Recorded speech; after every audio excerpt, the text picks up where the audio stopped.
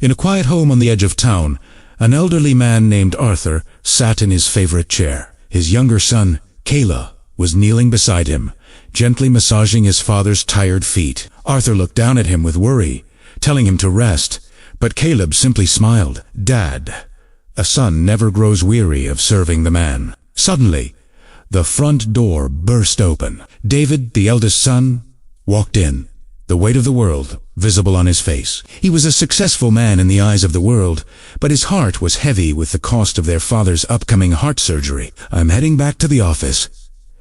Dad, I've started asking my colleagues for loans. Your surgery is only a few days away. The bill is $100,000. If I try to save that from my salary alone, it will be too late. David, son, don't bury yourself in debt for my sake. I've lived my life. I'll be fine. We don't have a choice, Dad. And it doesn't help that I'm doing this alone. If only this useless brother of mine had gone to a real university instead of spending 15 hours a day at the church." Arthur defended Caleb, but David was too stressed to listen. He mocked Caleb, saying no one would lend money to someone who just prays. David spent the entire day pleading with his contacts. One friend could only offer $5,000. Another promised $10,000. Even then, David was barely scratching the surface of the massive medical bill. He stood at his desk, head in his hands. Meanwhile, Caleb was in the quiet sanctuary of his church. He knelt before the altar and poured out his heart to God. "Lord, you are the provider. I have no one to turn to but you.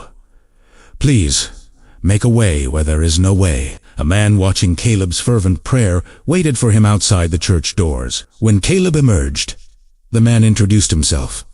"I saw your heart in there, son. Tell me, what is the burden you are carrying?" Caleb explained the surgery and the financial mountain they couldn't climb. The man smiled warmly and placed a hand on Caleb's shoulder. "My name is Dr. Richardson.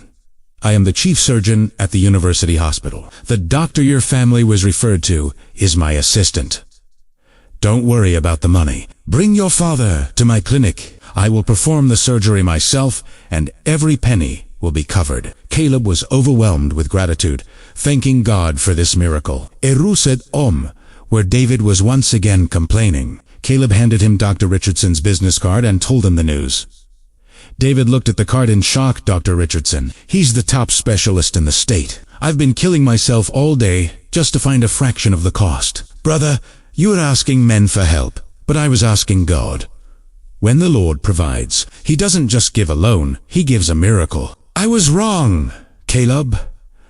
You aren't useless. Your faith is the strongest thing in this house." Scripture tells us that God is our refuge and strength, an ever-present help in trouble. When we put our trust in Him, He opens doors that no man can shut. Try running to the one who holds the world. If this story strengthened your faith today, please like and share it to inspire others. God bless you.